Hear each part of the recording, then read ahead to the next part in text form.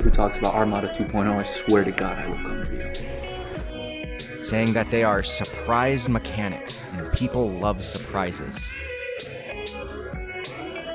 To get a Baneblade, the plastic Baneblade, to sell in the store at ROE Games, 19 Park Lane, Havelock. Come by, see us. AOSKey here, and this is By the Numbers. This week we're going to be going over character creation for Wrath and Glory.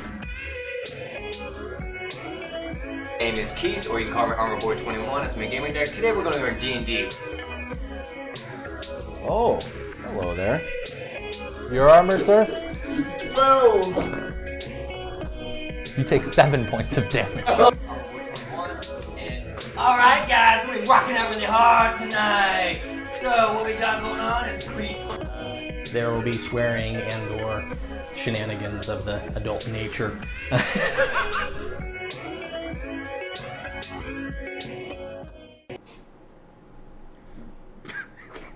Damn it!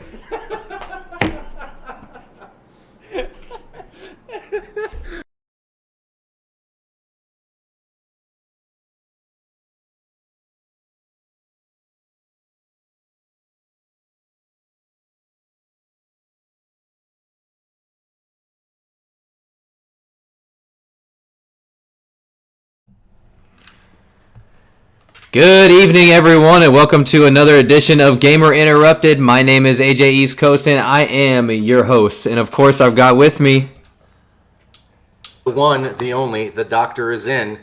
Doc Shippy here, guys. I'm loving that every single one of us now have a catchphrase. That's my favorite thing ever.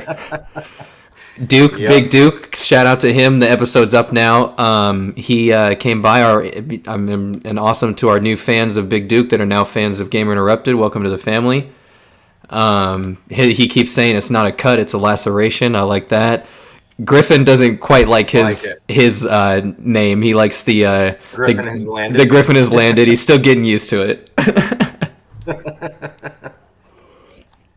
Well, it has been a while since me and you have gotten together on the stream. I think the last time you and I got... last time was when I was out in 29 Palms. Yeah, I think we were just about to say the same thing there. But that was fun. And then I remember we did one we attempted to do one when I was on the road.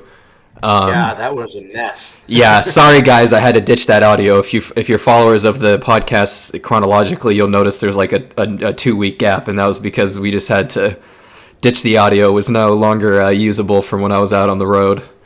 But nonetheless, hey, it happens. Yeah, nonetheless, the show must go on, and as always, this stream brought to you by Fit and Prep Food Delivery. And I bring you big news, guys. Now they can go nationwide. So if you go to fitandprep.com, that's FITNPREP.com, type in your zip code and see if they can get out to you. I do the pescatarian option, Dan. It's awesome. Salmon pretty much every week. Really affordable. They got vegetarian. Nice. It's great food. I'm finally set up in my house. I guess I can try to get on that now. Yeah, congratulations on the big boy adult purchase. Thanks, right? Eventually we're going to get the studio up and running out here, but for right now, it's just me in my living room. So, well, you got the nice house. I tried to clean up the best I could. You got the nice house now. I just bought a nice car with a big ass payment. They'll get me started on my mortgage. But hey, look, there's a. But hey, here we go. What do you want? So, I think you wanted to start us off tonight, Dan, with some big old news. No, this is big. This is huge. It's huge, as the 45th used to say. Dong, the bitch is dead. Dave Filoni is now the official creative director of Star Wars and ding ding ding ding ding ding. Like, holy hole in a donut. We've been fighting this battle for how long, AJ? Dude, for like 3, 4, probably honestly since we started this fucking company. I mean, that was honestly the basis of our hatred.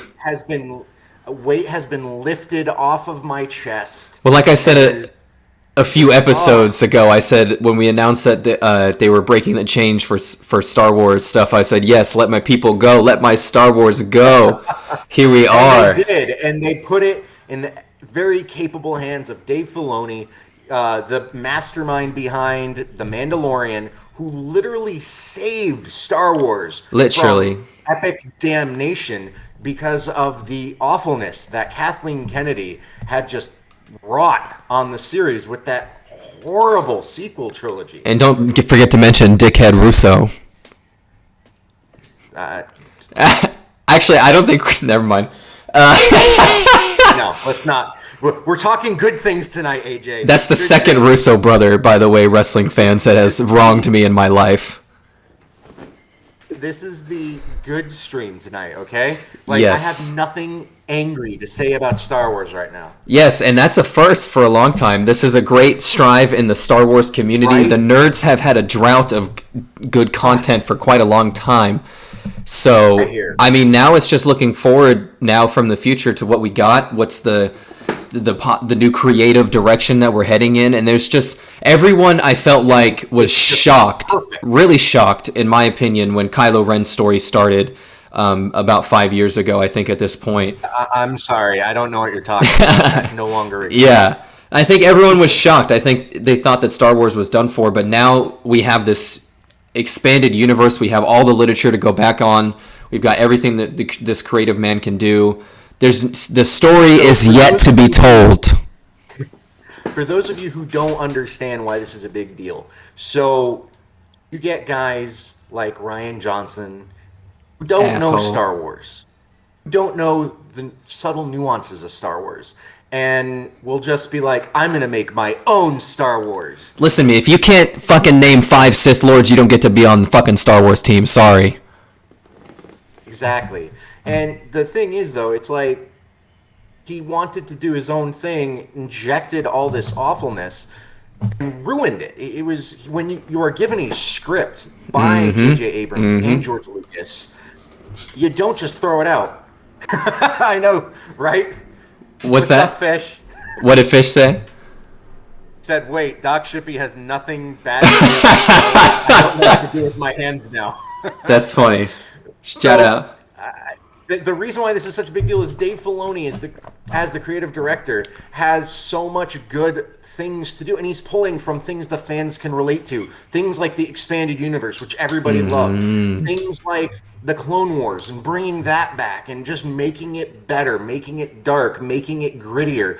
You know, I mean, I don't know if you've been keeping up with Bad Batch, AJ, which is segueing to our next topic. Good one there. Just, oh my God, episode 3. I watched the first episode. I haven't been able to get on to the other ones because I forgot.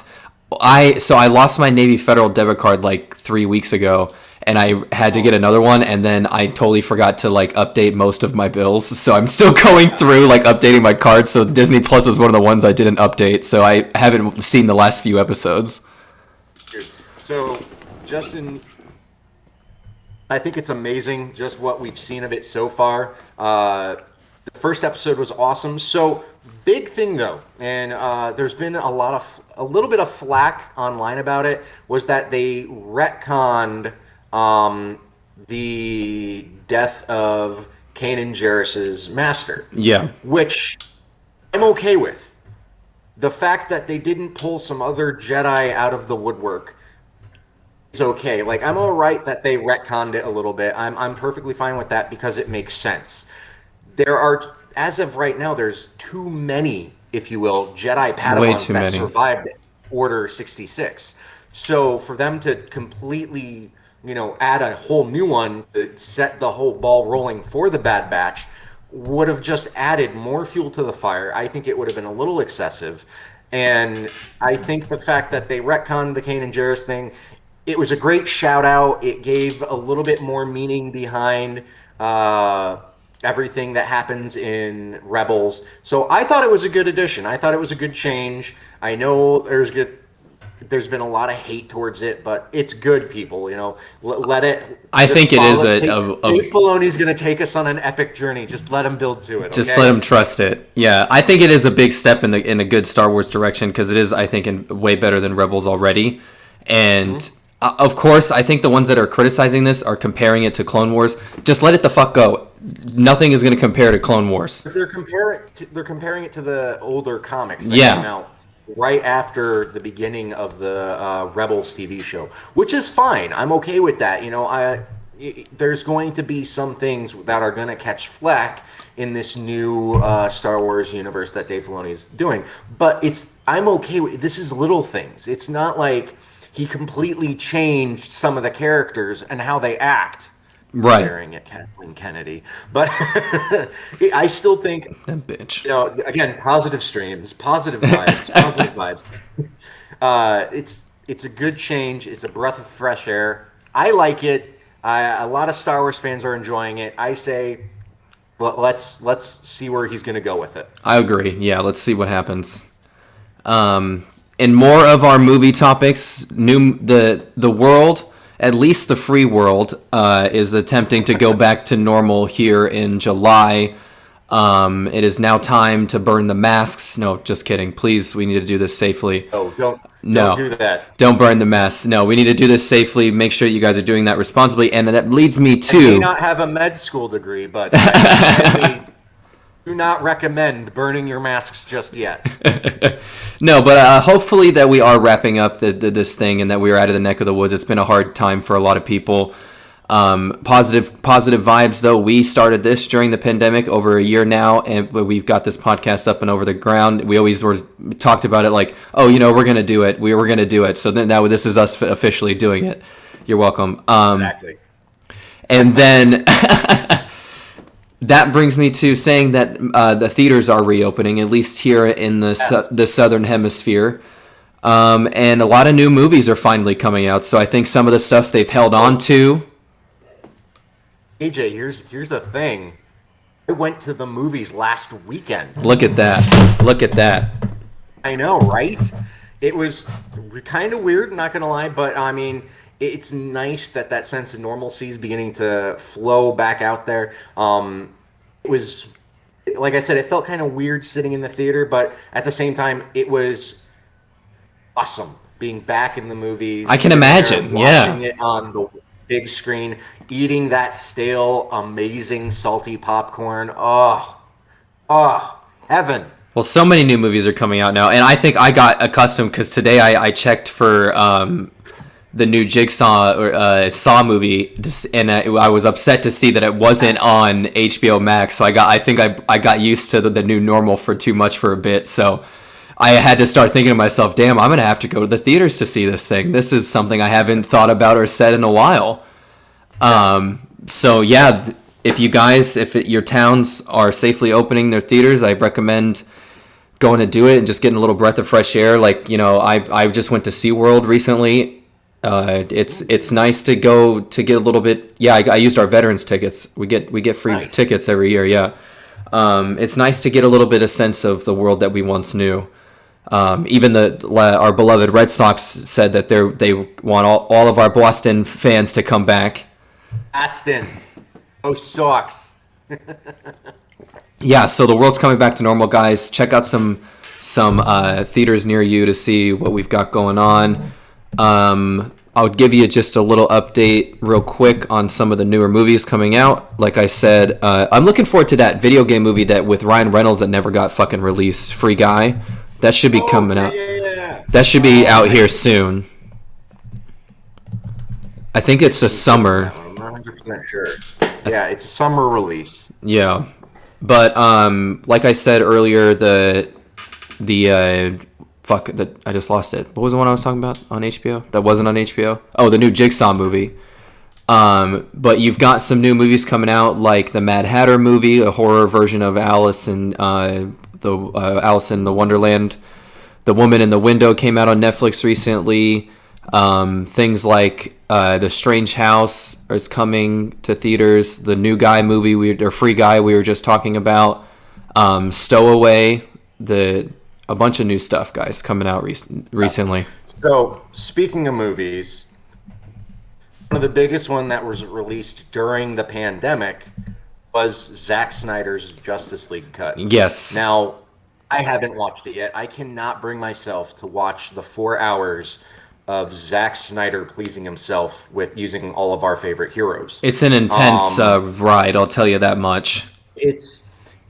This movie can't do anything for me that Flashpoint Paradox already hasn't, the animated movie. And I've always said it, DC, just give the animated guys, or writers, just let them have free reign to write for live action movies, because it'll be so much better. So much better. Yeah. For me, dude, Justice League... I honestly feel like it's a missed opportunity. I think I went to see Justice League in theaters, and I was excited about it, and I walked out of the theater less excited about it. I was upset about it. I was like, they really did this? Because on paper, this sounds amazing, right? A live-action Justice League, Batman, you've got Gal Gadot and fucking handsome McFuck as the Superman, and... even though Ben Affleck might not be a great Batman, he was one hell of a Bruce Wayne, and I liked Affleck. Boston Boy represented, I think, as a good Bruce Wayne. But for me, I walked out of that theater, I was like, are you fucking kidding me? That's what you all had to put on?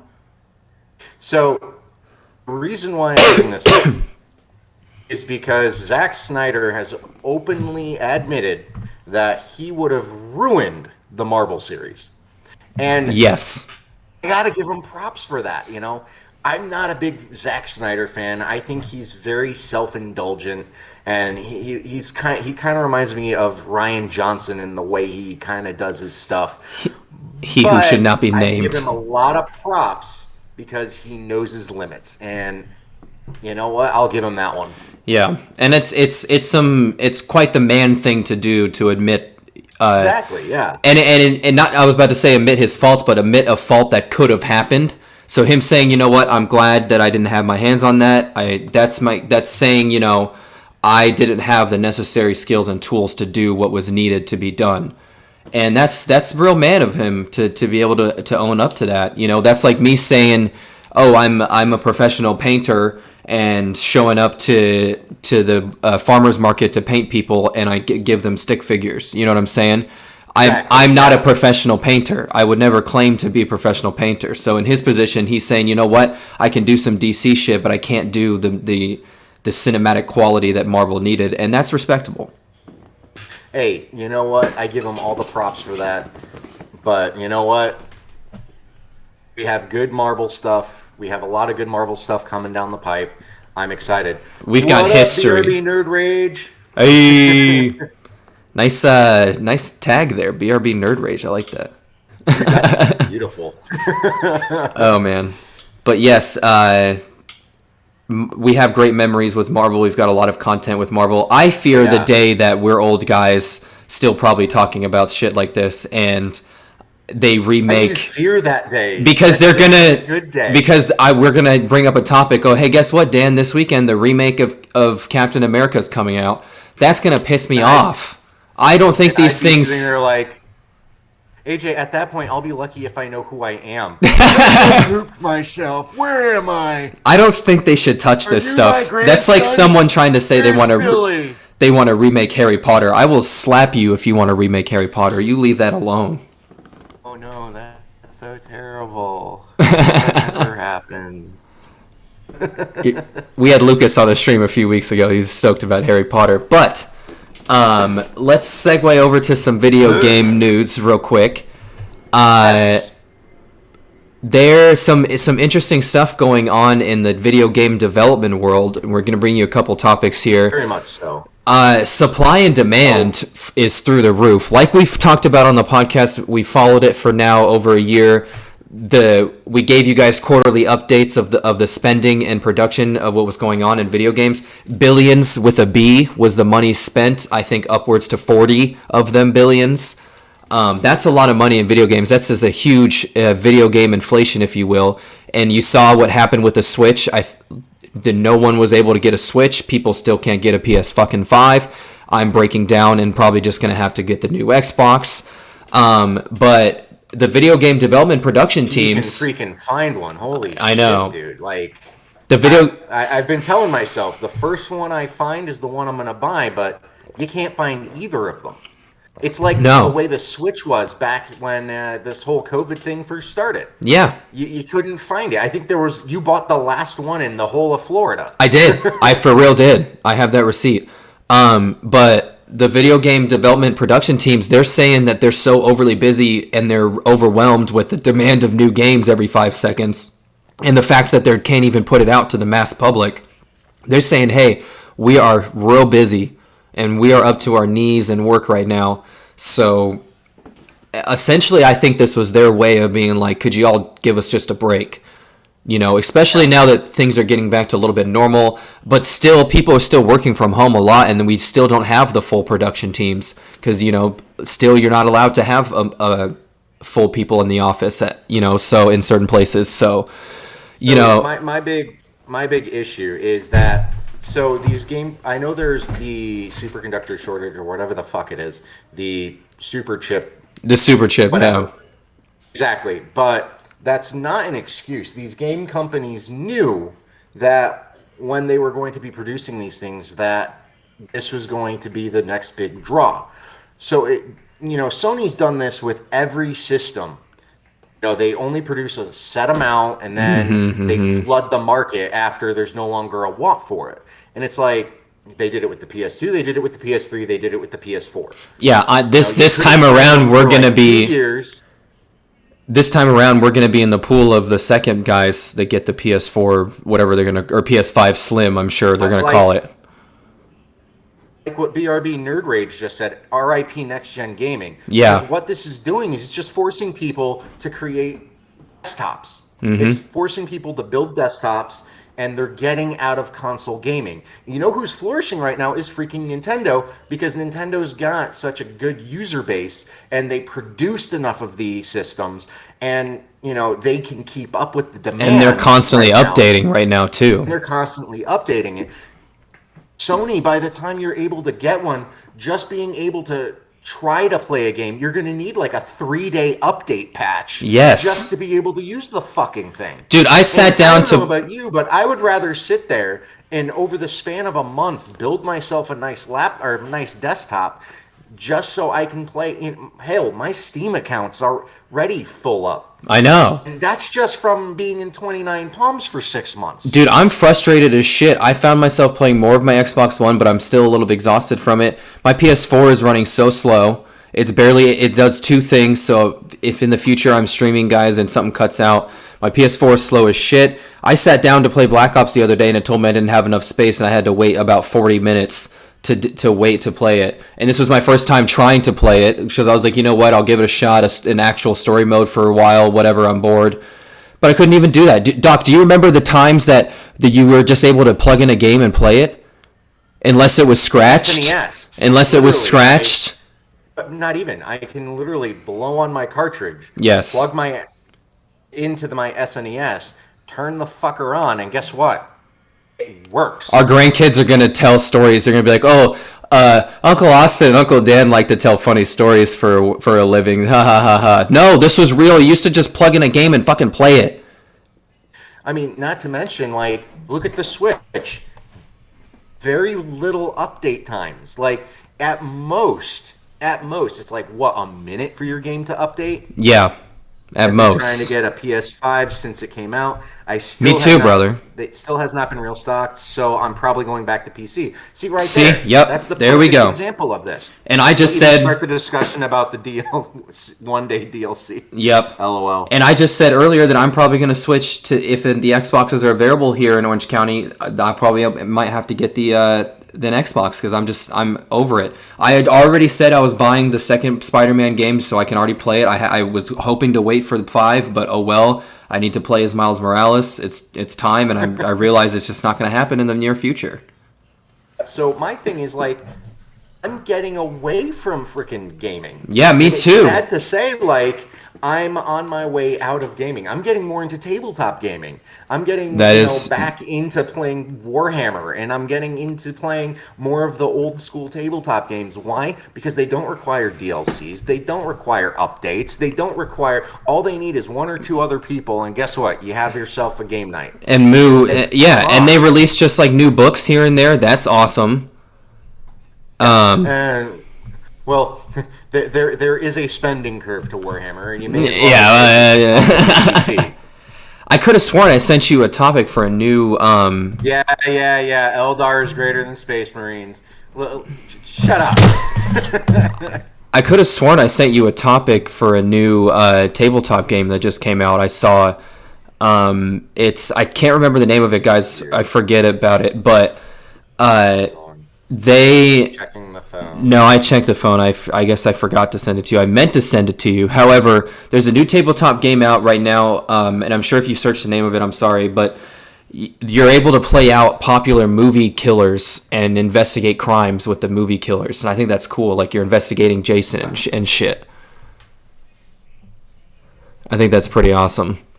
But anyway, our next COVID-19 video game related topic has to do with what parents are now calling the obsession of video games. So, once upon a time when kids used to go to school, normally, we would come home, do our homework, and game for a while.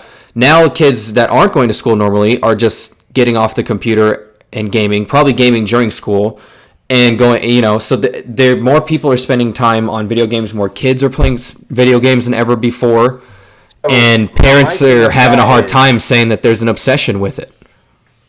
My thing with that is that's not on the kids. That's on it's not on the game companies. As much as we like to pin the blame on them, that's on the parents for not regulating their kids. Yeah. Like, y'all know you can put parental controls on these things, right? You cannot have it set so they can't play it until they're done with their homework. So give them the time frame, say 5 o'clock. Do you get home from school 2 or whatever the days nowadays? Attentive to your children. Yeah, or don't stick them in front of it. You learned your lesson, I'm sure, during the pandemic when you said, "Oh, you're bored, go play video games for 10 hours," and the kids were excited. Right there. You see, that's what caused this. Yes, that's exactly what caused this. Video games. It's parents being like, "I can't deal with you right now.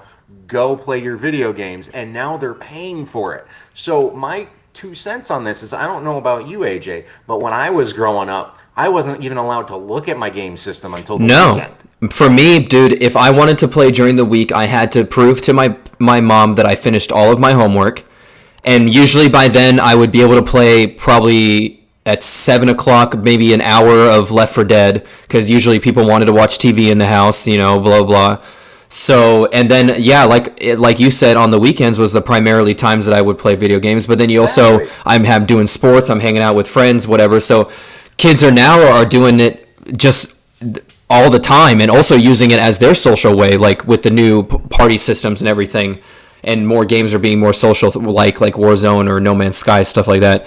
This is their way of hanging out also, in a way. We didn't always have that. It wasn't until my fucking the psychedelic. We did. That's the thing, though. It was called Hot Seat Gaming. Yes, that's what I'm saying. N64 had 4 slots for it. Yes, that's what I'm saying. We didn't have the internet's hangout. We had the hangout of you came to my house, bro. I got this new game this weekend. Oh no shit. And then you played it with your boys for the weekend. Y'all beat it, whatever. And then, or you were doing Madden tournaments in the house. I remember in the barracks rooms, or even on the ship, we would do UFC tournaments or Pokemon tournaments because we didn't have internet. That was a way to do it. Yes, Psycho Devil school wasn't always on the computer. I'm always thinking to myself, damn, I might not ever go back to school in real life again. Who knows? I'll probably be graduated by that, but... And what kills me is they're still charging you full price. Yep, they are. Fuck boys. But yeah, dude, Psycho Devil Spades, a lot of people... See, that's what I'm saying. People are doing different things than they're doing now. So, like I said, I don't think this is an obsession problem. I think this is more of a parenting issue, and I also think this is a way of there shouldn't always be too much of a one thing. Like when I was a kid, every once in a while I would have those days where 10 hours would go by playing something like Civilization or Need for Speed Most Wanted or Spider-Man 2 or something. But that wasn't always the case for me. I didn't do that habitually, constantly. That was a lazy Saturday. Yes. Would be, hey, you bust your ass all week. Why don't you go play video games? Now I hop on Warzone with the kids and they fucking yell at me after getting off of 3 games. I'm like, guys, it's 1 a.m. I gotta fucking do work tomorrow. Yeah, I don't. I don't. That's one of the many reasons why I don't play these online games. They're just, Yeah. No, thank you. No, thank you. So, moving on before I go on another rant. So, as you all know, I used to run a small article column called Impatient Tapping, where I would test out and play cell phone games. So, I'm not a big fan of the collective fighter game system, kind of like the Star Wars Galaxy Heroes, Yeah. the Marvel Alliance one. I like the I've been playing Raid WWE Shadow one. Legends because a lot of the guys at work have been playing it. Raid has actually done something that more game companies should do. And this one I'm actually it gives me hope for the gaming community. So while Raid is evil and they have microtransactions out the ass and they're terrible, it has some fun aspects to it. Wait, Doc said a game was fun? Whoa. Right as I'm about to shit on it. And I was about to say, like, yeah, it has some fun aspects, even though the game is terrible and is just awful to their players, upcharging their sales and it's terrible. Their practices are awful. They're a very evil company. Except there is one shining light here. So the company that owns Raid Shadow Legends recently just sold a lot of the creative rights to it. Yeah. To two of their content creators. Now I'm sitting here thinking, fucking genius. So there's a guy who runs a page called Hell Hades who does web streams and stuff, talking about how he can make how they can make the game better and how they can do things that up the playability of this game. He runs little cheat sheets on how to upgrade the characters and whatnot. They sold him part of this company. So now these things that he said that they can do to make the game better may actually happen. That's the ultimate content creator's dream right there. Exactly. Right there. This is what we need to see from these game companies. More reaching out to their fan base. More going, hey, these guys seem to know what's up. These guys seem to know what we need to do to fix this game to make it more playable. Let's listen to them. EA, yes. I'm talking to you. Who don't listen to nobody. So this is good. Now, the game is terrible, but the way they're handling themselves is amazing. And I think that more companies need to aspire to do shit like this. Games Workshop, I'm also looking at you. All right, BRB Nerd Rage, there's your little Eldar shout out. So I think we need to see more of that. And that segues to our next one. AJ, you had something about video game production. Video game production. Which one are you talking about? Sorry.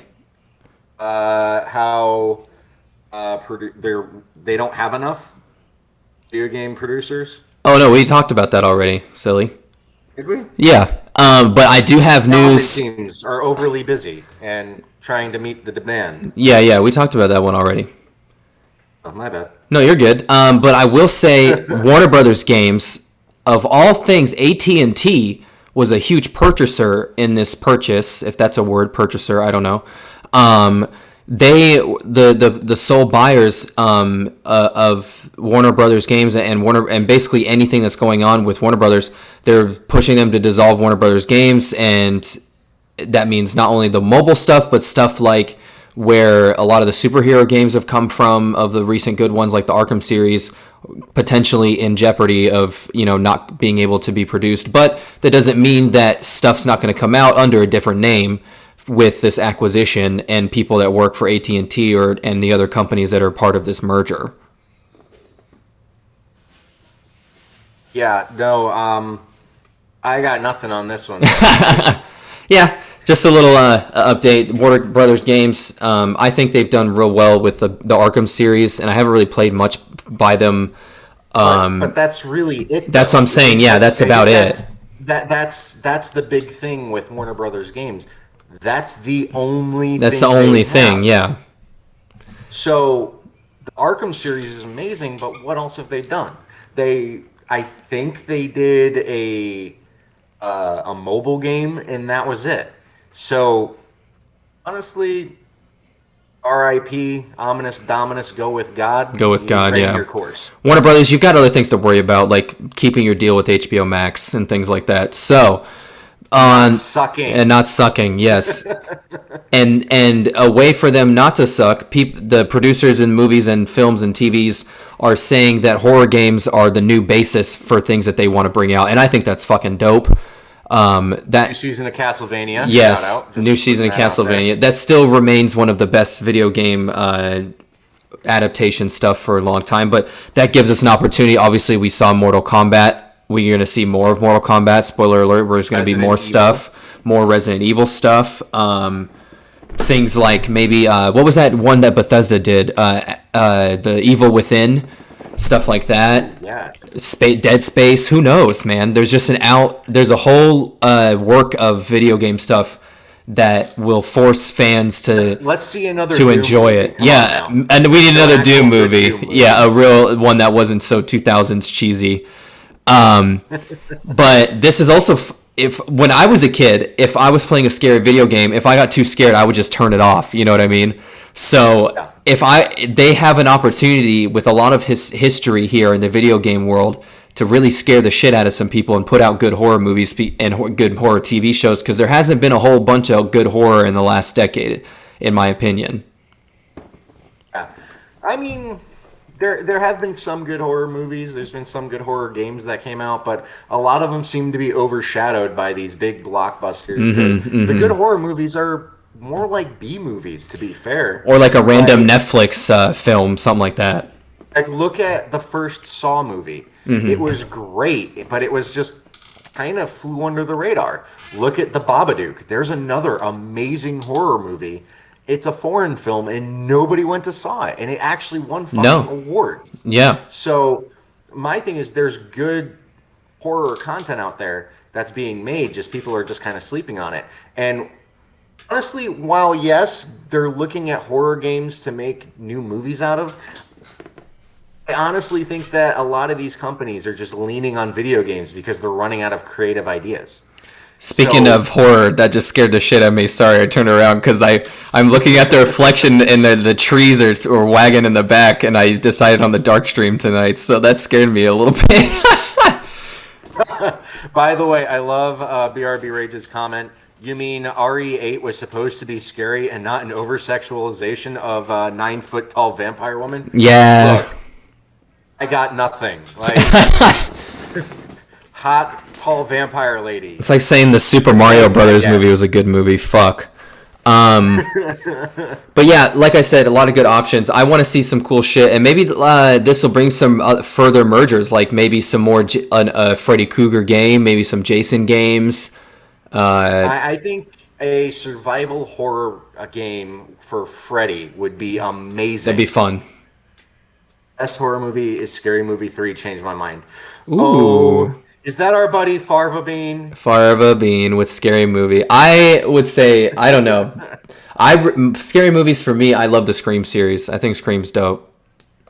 That's so campy. All right, if we were going to go actual horror movies, we may as well give a shout out to the Evil Dead series with Bruce Campbell. Evil Dead. Just Evil Dead. You know how to fuck people's dreams up for a few days. But anyways, right? Dan, some interesting news, and we are officially moving on to the future of stuff. California universities are now offering some gaming scholarships for kids to come study and play on the esports teams and just be awarded for being good at games. This is something that we've wanted to achieve a long time ago. Even me coming. Does the Navy have a freaking game? I think the Army, yeah, team now. Something like that. I think all of them do. I don't fucking know, but yeah, this is really considered that this is the esports things that now are considered scholarship athletes. When I applied for Full Sail, I remember some of the first questions they asked me was they asked me constantly about what video games I had played and like how I was doing in certain games and whatnot, and like. I was always thinking, I was like, oh, that'd be cool if I can get an actual scholarship to play like FIFA or something. So now some California universities are offering some of those scholarships. Oh, hell yeah. Hell yeah. But also in the video game student news, I guess the video game students, the young kids here, are just out designing their teachers' expectations, and quite frankly, from my personal opinion, out designing some of our teachers. And I think that this is a little bit of an old. Shots fired! Shots fired! I hope your professors are watching right now. Oh, I'm sure that some of them listen, and I hope that you do, and I hope that you take my criticism of your university with good intention. But anyways. Hey, AJ, how did you get kicked out of your classes? Well, you see, Doc. Well, you see, no. See, here's the thing with going to a liberal school. You can in a private school, you pretty much say whatever the fuck you want. But anyways, there's a fly buzzing around my head right now. The reason I was saying that because our good buddy Chris, Modern Programming, invented the anti-pong while we were at school here. And got multiple. I love anti-pong. So many downloads, especially in Asia. And one of our teachers was like, no, that didn't happen. I was like, excuse me, pardon me. I interviewed him professionally, and it did happen. I was there, and I also own the game. Wow. So, in my opinion, they're getting out designed. Some of them, but I think a lot of them, it's either an older man's game that they're not adjusting to the times. And I think a lot of, I'm not saying from my university, I'm saying in general. And a little bit about mine, but I think they're not adjusting to the need and I think they just weren't prepared. And for that reason, so many curriculums are changing. Like me personally at school, my curriculum has changed 3 times. So, I mean, but isn't that all innovation though? I mean, you look yes. at car manufacturing, airplanes and all that stuff. It's a sign of the times now that they're actually teaching video game production and all that shit. Students are picking it up really quick and they're innovating it. They're making it better. And I wouldn't be surprised if we see some of the newest gaming types or newest, some of the best games coming from these students that are innovating. I mean, look at D&D created by Gary Gygax in his basement. Yes. So I wouldn't be surprised if we see the next great game come from one of these students that was working. Oh, I'm guarantee it's happening for sure. I guarantee it's happening, and I think these kids are setting a bar that is higher than what the teachers thought. And I'm sure they're running through their lessons plans quickly and putting out great content. People that I've worked with I've seen great stuff that they're putting out, and it's awesome to see what people are doing, especially now that the digital age. Students they grew up with gaming and they grew up with this in a different way than we did. They're able to achieve things in a technical design creative aspect that only certain people that actually want to achieve a degree in this can learn. A lot of them just automatically have it, or like you said, picking it up quickly. Oh yeah, and I mean, it's not just, a bunch of nerds sitting in a basement anymore. It's now become mainstream to be a game producer. Yes. So the fact that, more people are getting into the industry, you're seeing a lot of new blood getting into it. You're seeing a lot of new ideas and a lot of new gamers that are blossoming in this field that wouldn't have come into it before. And it's all those new perspectives that are really getting video gaming to truly break out. I mean, Nintendo's always innovating. That's the one thing that's kept them alive as long as they have. Yes. Is that they've always done something different. Like one of my favorite memes that I've posted is it showed the different controllers throughout the years. And, it showed the Xbox controller. It's like, sometimes a little change is good. Yeah. It showed Sony, and it's like, every controller is almost exactly the same. And it said, why change something that isn't broken? Then it shows Nintendo's line of controls. It just says parkour. Because they've done so many different things. They've the N64 controller was borderline autistic. It just made no sense for it to have 3 freaking prongs. No. Like, who was that designed for, Nintendo? I thought it was great, though. I mean, we had fun using it and trying to figure out how to use it. But, they went from that to the GameCube controller, which was basically adjusted Sony controller. And then from there, they went to the Wiimote, and then they had the Wii U, the freaking tablet gaming. They're always changing, always coming out with cool shit. Yeah. They're always innovating, and that's what the industry needs. They're taking their own technology and making it better. Yes. And I think some of the teachers... And that's why need to be a little bit more open-minded, a little bit more, don't take it so personally. Don't be so shocked that these guys are doing something that maybe you didn't think of, or maybe that you didn't produce yourself. I would be proud to if I was a teacher to find out that someone like Chris sold his game over 20,000 times. That would be fucking sick if I was a teacher. You know what I'm saying? I would hype that up all day. I wouldn't shoot that down at all. Not at all. I know people talk shit, but in this industry, yeah, and I know people talk shit, and people, can flourish and do whatever they want and make their resume sound better than it is. But in this industry, it's either you have a good game or you have a bad game. It's easy as that. It's either you have a shithole game like Battlefront 2, or you have an amazing game like Red Dead Redemption 2. It's either one or the other. There's no in between. So, with that being said, that's my little AJ rant for the day. And I apologize for some of my comments, maybe. No, I have an open opinion. I'm a professional gonzo journalist. That's what I do.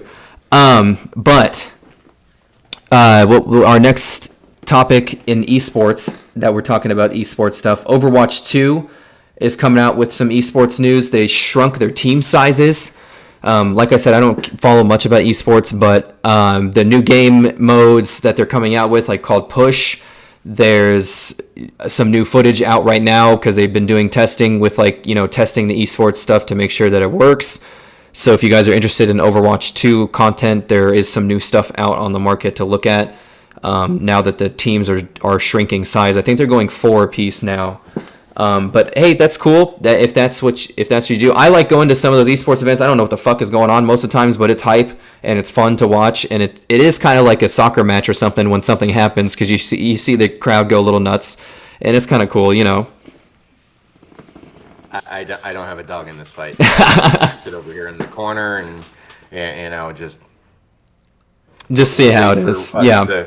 Wait for Kathleen Kennedy to do something stupid with Star Wars. Oh, it might happen. But people that said that they might have been stupid, but ended up not being stupid. I'm talking about the game Outriders.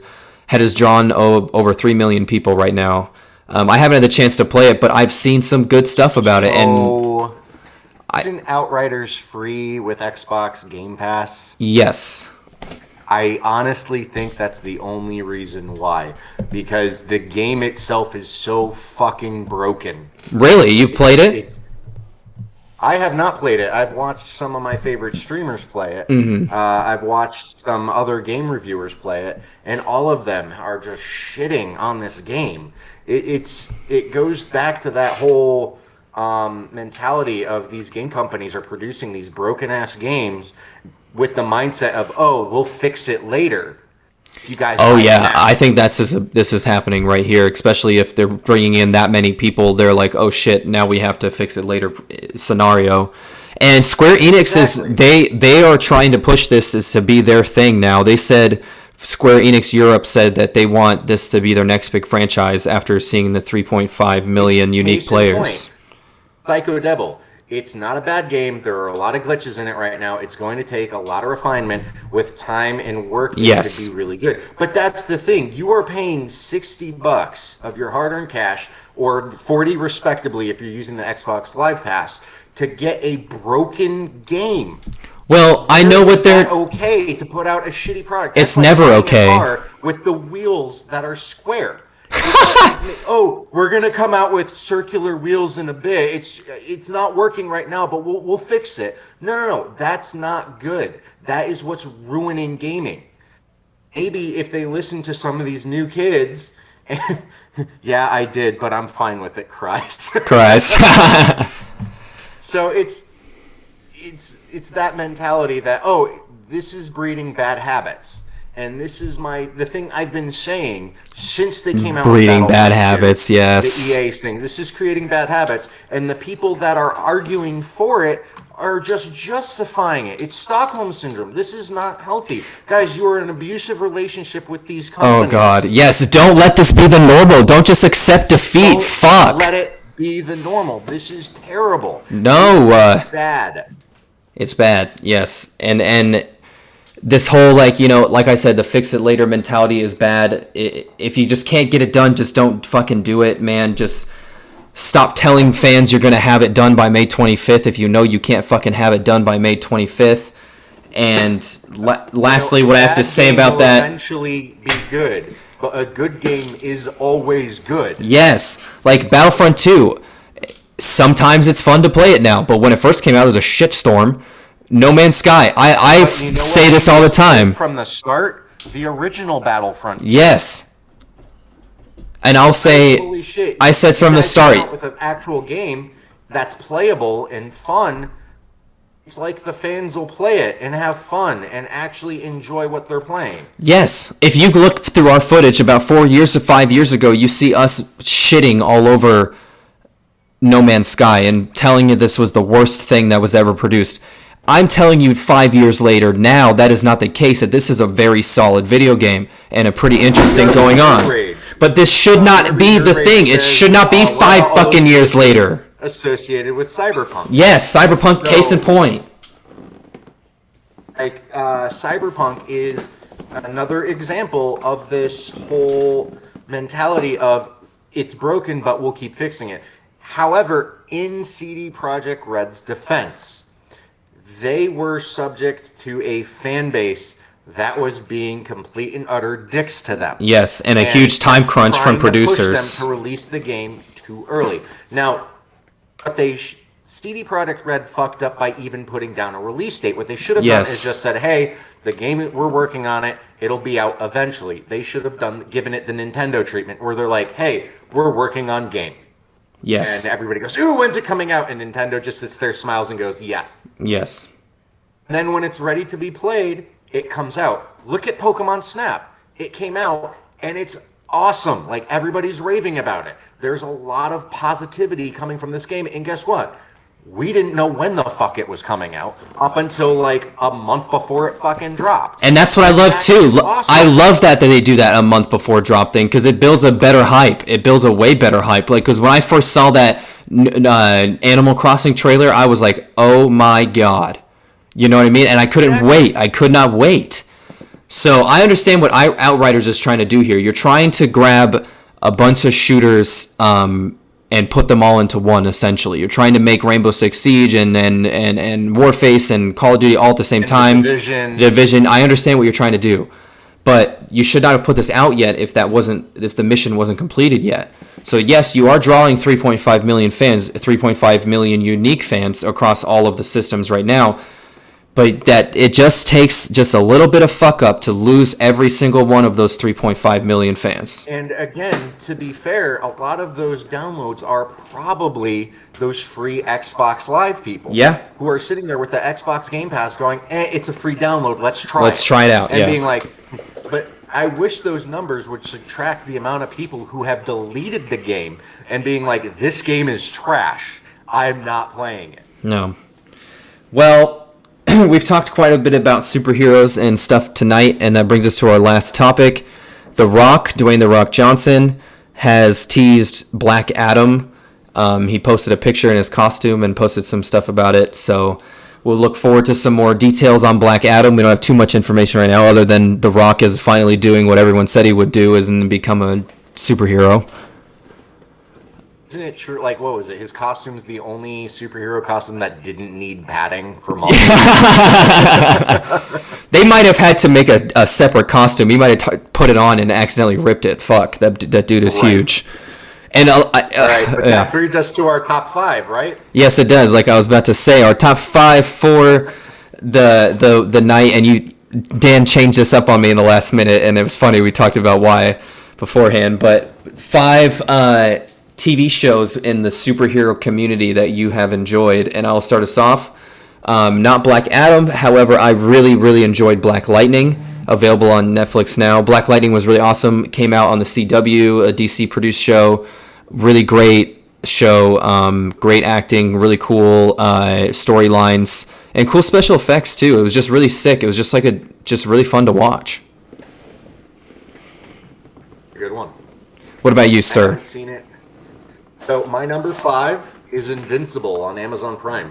I haven't seen that one yet. The whole Oh, it's very good. It takes the whole mentality of bad Superman and it just runs with it. It's bloody, it's disturbing, it's fun. It's very good. If you get a chance, go check it out. J.K. Simmons does a voice in it, and he is the voice of every good character in every superhero movie. So I really enjoyed that. I like stuff like that, so I would have to check something out like that. And Amazon knows what they're doing for sure. yes. My number 4 is something a little different. The Runaways. They were that was something just a little bit outside of the typical Marvel TV series, but it was still Marvel related and still really cool superhero stuff and supernatural stuff in the show. And I just think the cast, the kids, they did a great job. They knocked it out of the park, and it was just fun to watch. It was one of those superhero shows where I was excited to go back and see it the week later. Nice. So my number 4 is the one that kicked off the whole superhero TV show reboot, Arrow. Arrow, very successful. Very successful, very good. It's, like I said, they should get the writers for DC who do their TV shit to do their movies because it's always good. Yes, Arrow had some campy moments, but it was great seeing them incorporate all these heroes. And then the ultimate build-up to Crisis on Infinite Earths. Yes. Perfect. And I'm sad it's over, but it ran its course and it was done. And I think after 8 seasons of Arrow, that's a good note to leave off on. Especially considering it spawned The Flash, it spawned Legends of Tomorrow, it spawned Batwoman, so had its due. Had its due. For me, number 3 is Gifted. This was a show that came out on Fox. It was in the X-Men universe. It showed the X-Men universe that Magneto always feared. Had the mutants basically treated as criminals and treated as like being executed, and it was very dark. But it's good, and I like the stuff that they did with the mutant powers. Because sometimes oh, sorry about that. Something's going on here. My bad. I don't know why. I don't know why we came up. Are you back? You there? I'm here. All right. Sorry about that. Like I was saying, it was interesting to see because sometimes the X-Men stuff can get a little stale because it's kind of the same thing over and over again. So it's cool to see something different. Number 3 for you, sir. Number 3 is Daredevil. Ooh. One that brought the Marvel universe to the streaming. And Daredevil was freaking awesome. And I absolutely love what they did with the character. Mm-hmm. I love their what's his name? Matt Murdock. I thought they did a great job with him. I like that they explored the lawyer stuff. Yeah. Exactly. Like one of my favorite Daredevil comics is the one where it's literally Matt Murdock just being a lawyer. You don't actually ever see him don the costume. No. So, honestly, I think that one really brought around a change to the Marvel TV universe. I'm going to say for my number 2, something going back a little back to the early 2000s time frame, and something that was just kind of an icon among itself, Heroes. I really enjoyed Heroes. I thought it was awesome. It's shitty how it ended, and I tried to watch a little bit of the reboot. But overall, Heroes was amazing. That when we had it, it was so much fun to watch. Everyone was talking about it when I was a kid at middle school. Everyone was saying, "Did you watch the new Heroes episode?" Like, oh man, it was. I miss those times. Save the cheerleader, save the world. That's right. Number 2 for you. My number 2's already been mentioned in the chat. The Boys. Oh, you asshole! That was my number 1. I'll join you on this one. Then we'll combine this. The Boys. Oh my God. Fucking A. I Perfect. loved The Boys. This was a cinematic treasure. This was a superhero treasure. My God. And not for the faint of heart. This is some gory shit. This is superhero shit that was always meant to be. I think when people drew up comic books, they had to, a little TVPG it for the time. This is not that. This is very dark, but it is good as shit. And it makes you go, did they really just fucking do that the whole time? Shameless. It is entirely shameless. And that's one of the reasons why I love it so much. is that they don't pull any punches. They are just. I have to thank Doc Shippey for introducing me to the boys. You're damn right. Hell yeah, Doc. That's a good service you did. What can I say? I'm a man of the people. All right, AJ, what's your number one? Well, it was The Boys, but now I'm gonna have to think for a second. So you're gonna have to come back to me, and you're gonna have to tell me your number one. All right, so my number one is one of my all-time favorite heroes, The Punisher. Ooh. So I absolutely love it. It was the perfect portrayal of the character. It was the perfect lead in coming from the Daredevil series. The just everything about it was so good. John Bergdahl